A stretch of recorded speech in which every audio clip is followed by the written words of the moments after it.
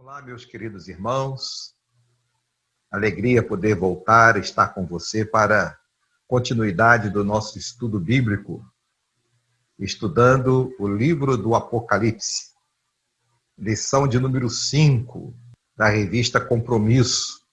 Esse estudo do Apocalipse, lição de número 5, tem como tema início da visão.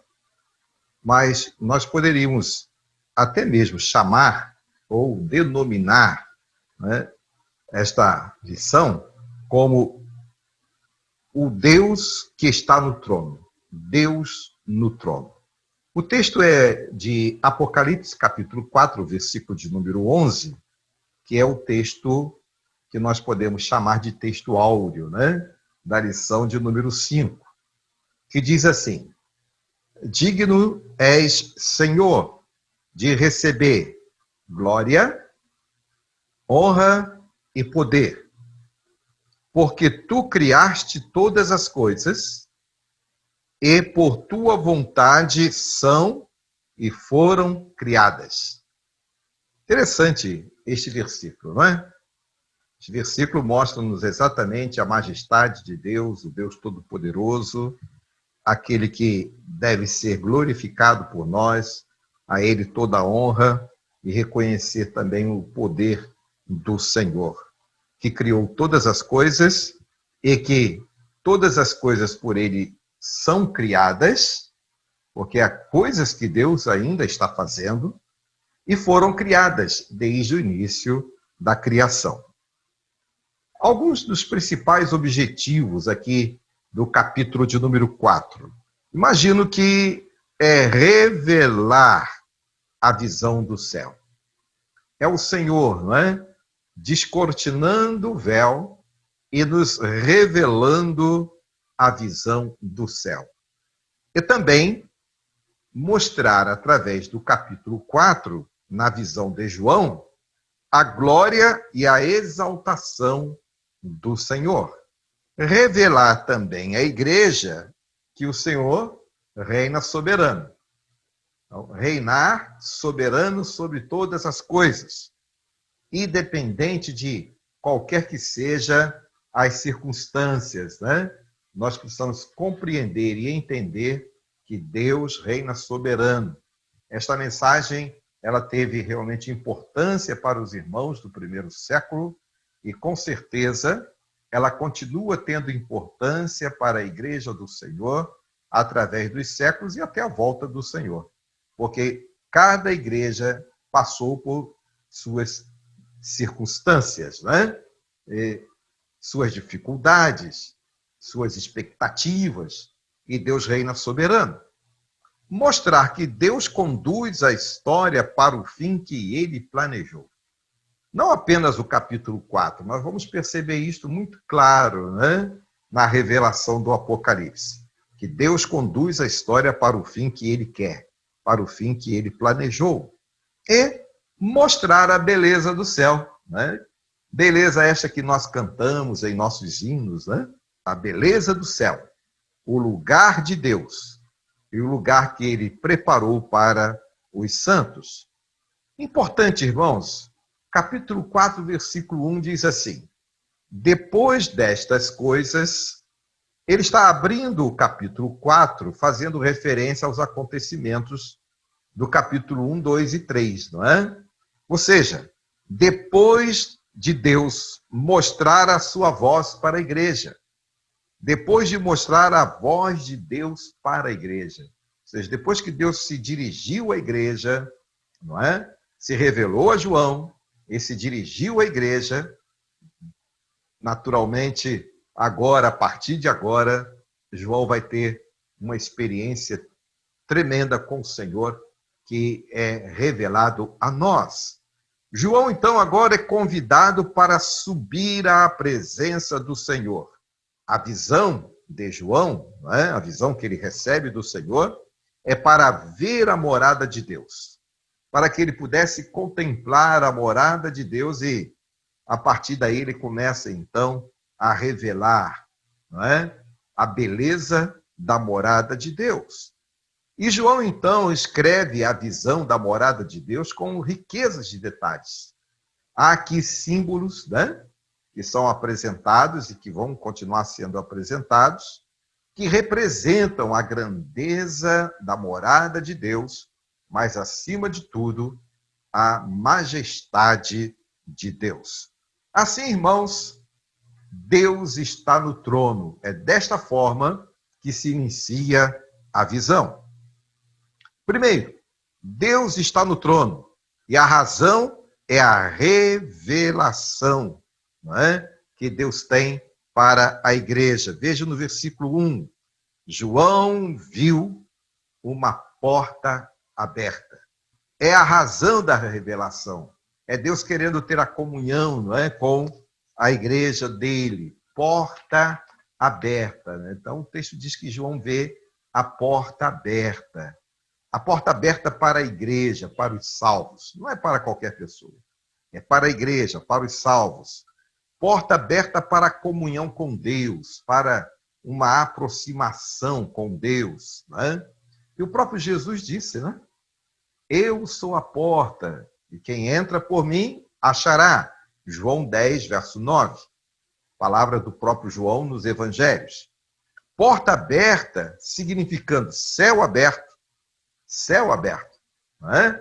Para os crentes, para todos nós. E a partir daqui, na visão de João, ele percebe a porta aberta, o céu aberto, liberando conhecimento e liberando entendimento. É Deus revelando, né, a João, dando-lhe conhecimento e entendimento.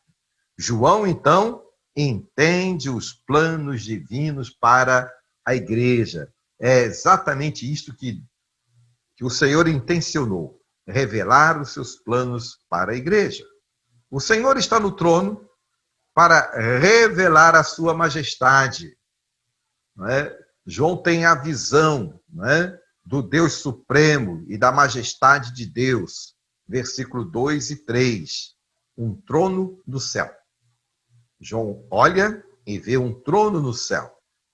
Uma voz de trombeta. Novamente, como lá no capítulo de número 1, né, aparece voz de trombeta, não é?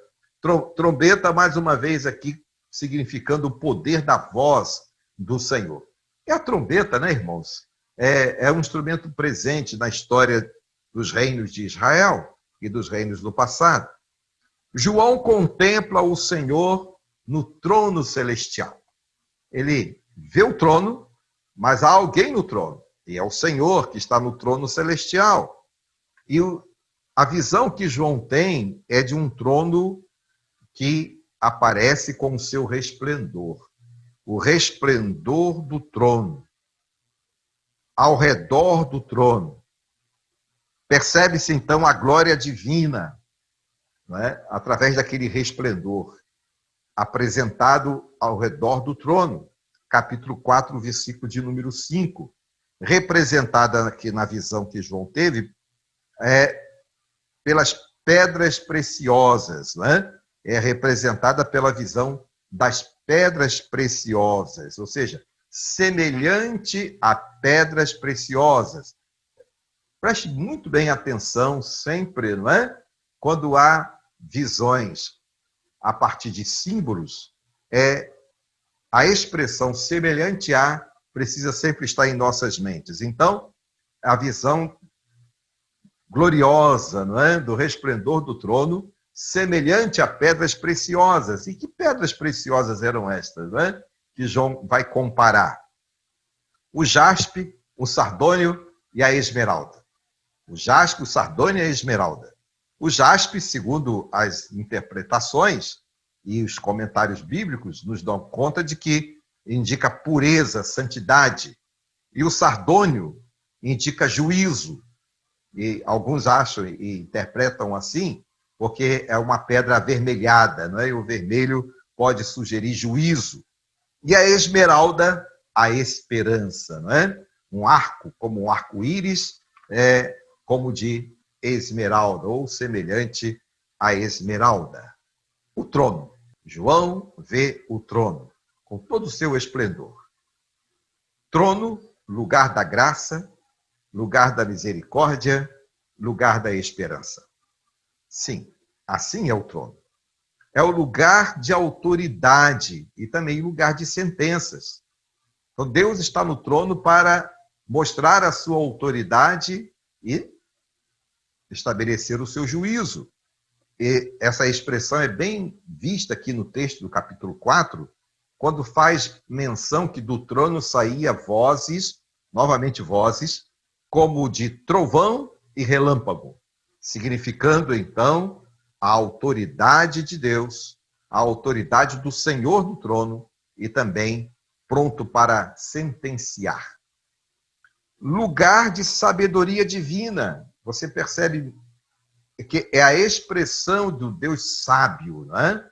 Do Deus que age com sabedoria, do Senhor que age com sabedoria, do Cordeiro que age com sabedoria, o Eterno que age com sabedoria. Você pode comparar a visão que Ezequiel tem lá no capítulo 1, verso 13, versos 26 e 27, que também tem esta semelhança.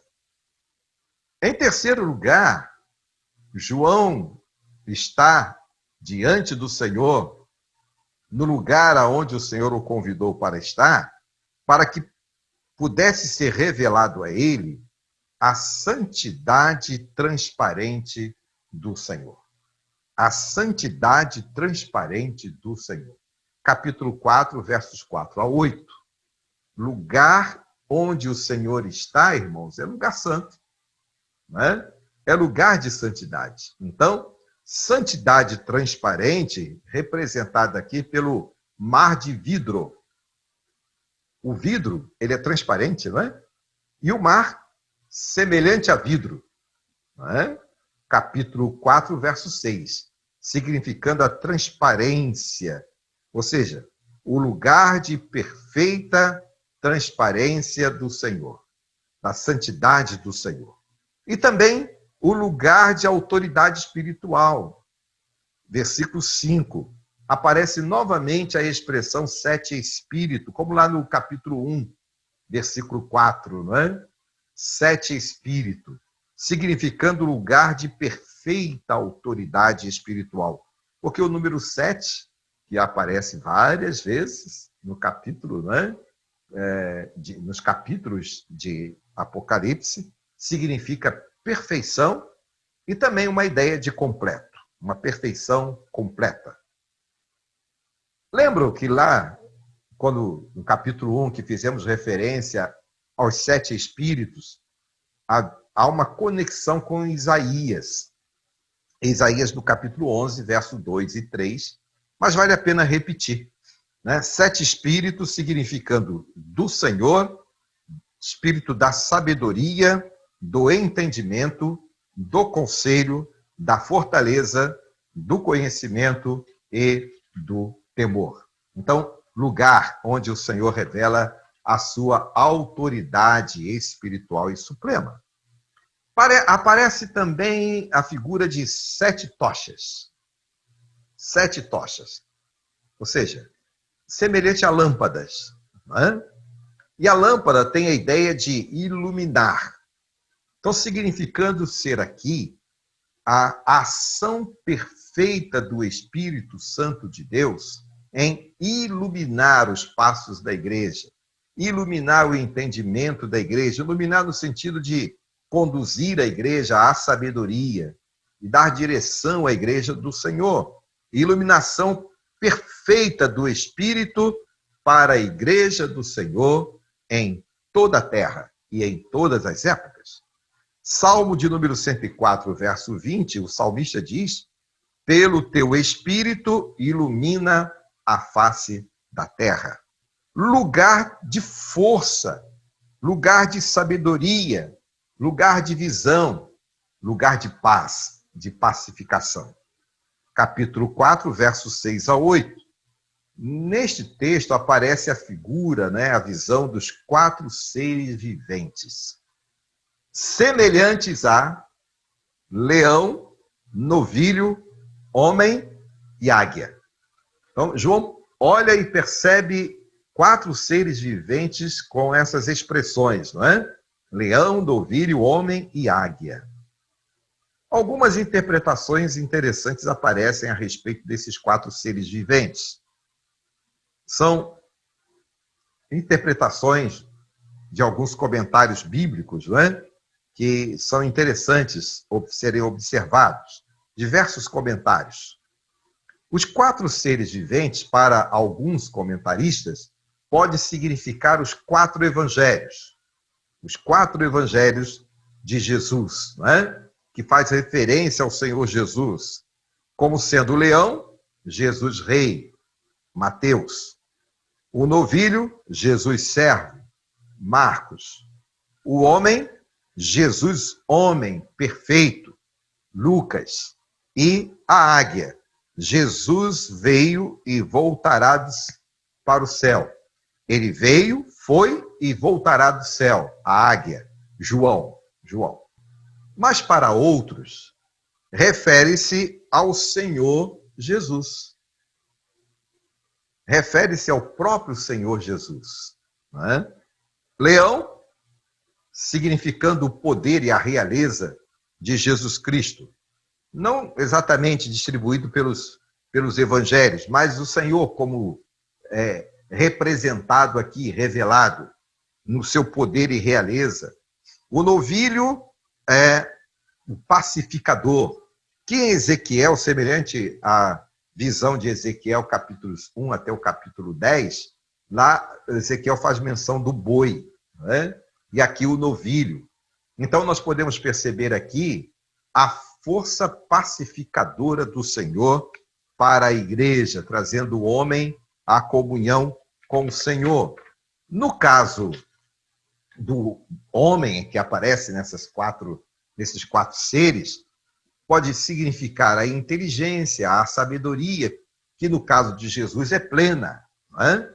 E a águia é a visão preciosa de Jesus e precisa, não é? Do próprio Senhor Jesus, aquele que vê todas as coisas. Então, irmãos queridos, o Senhor reina com poder. O Senhor se esforça para pacificar. O Senhor é aquele que cumpre com sabedoria os desígnios de Deus. É isto que quer dizer o texto.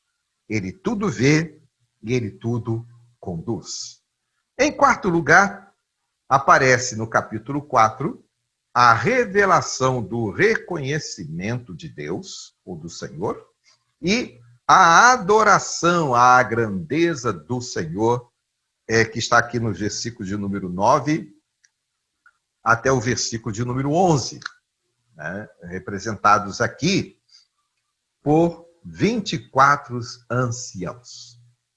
Ou seja, Deus está no trono e com ele estão os que o adoram. Deus está no trono e com ele estão os que o adoram. São 24 anciãos. Aparece a visão das taças com incenso, que significa culto ao Senhor. E 24 anciãos. Como entender aqui, não é? A ideia aqui, mais aceita e aplicada, é que se refere a 12 patriarcas, Velho Testamento, povo de Israel, e 12 apóstolos, Novo Testamento, a Igreja do Senhor. Então, há um entendimento de que possa representar aqui a totalidade do povo do Senhor, da Igreja do Senhor, reunida com o Senhor ao redor do seu trono. O que se percebe aqui? Percebe que o Senhor trata a igreja, não é? A sua igreja, com distinção. Eles estão no trono e cada um tem sobre suas cabeças uma coroa. Há algumas interpretações interessantes aqui. Parece ser a visão da igreja do Senhor reunida junto com o Senhor para o julgamento, para o grande julgamento, quando o Senhor virá, né, com os santos do Senhor, e junto com os santos do Senhor haverá o julgamento. Mas a igreja entende que o Senhor é que tem o poder para julgar. Daí aparecer na visão que aqueles que estavam no trono, os 24 anciãos, tiram as suas coroas e as colocam aos pés do Senhor. Então é a reverência da igreja diante do Senhor, embora esteja com o Senhor, mas reverencia o Senhor. Então, é o símbolo da reverência do Senhor. Algumas menções aqui a respeito desses 24 anciãos, né? Ancião significa homem sábio, então é a igreja sábia. Vestes brancas significa a pureza da igreja. A coroa significa governo, né? Então é a igreja com o Senhor governando, né? Ou estando presente com ele no julgamento. Colocar a coroa aos pés do Senhor significa o nosso louvor, a nossa adoração, a nossa reverência, render-se ao Senhor. Capítulo 4, versículo de número 10. Portanto, querido irmão, querida irmã, toda atividade que acontece no capítulo 4, na visão de João, representam o louvor e o reconhecimento da glória de Deus. Porque aparece que os santos anciãos e os 4 seres viventes louvam ao Senhor, versículos 8 e 9 do capítulo 4, dizendo: Santo, Santo é o Senhor, o Todo-Poderoso, aquele que era, que é e que há de vir. Então, é a adoração e o reconhecimento de que Deus é todo-poderoso, é o eterno, aquele que é e que há de vir para estar eternamente com a igreja. Então, queridos alunos, estudantes da palavra de Deus, que aplicações temos aqui no capítulo 4 para nós?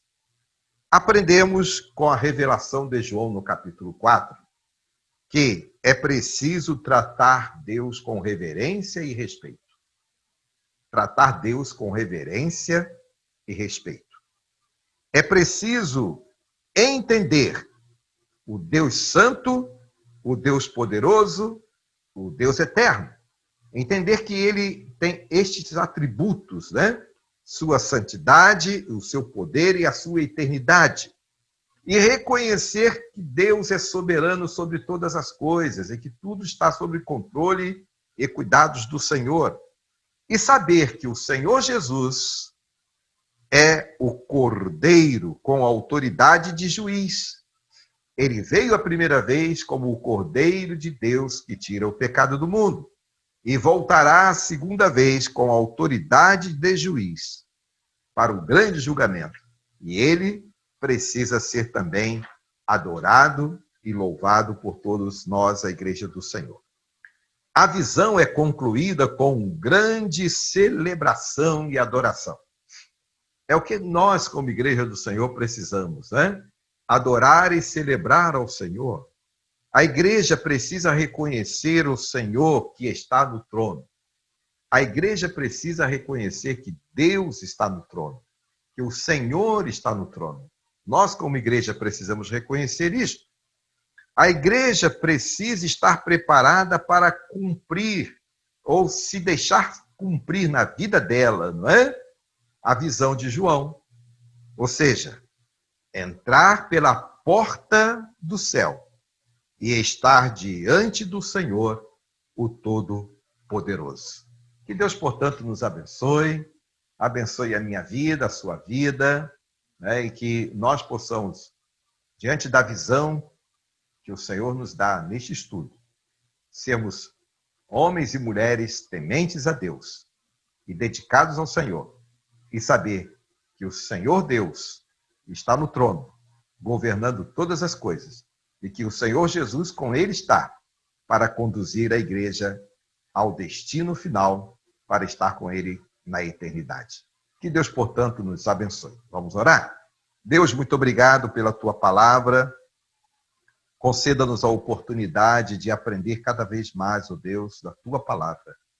Conduz-nos a entender que somos uma igreja que precisa estar submissa ao Senhor, que é o Senhor que está no trono, Rei dos reis, Senhor dos senhores, que conduz a igreja para o seu destino final.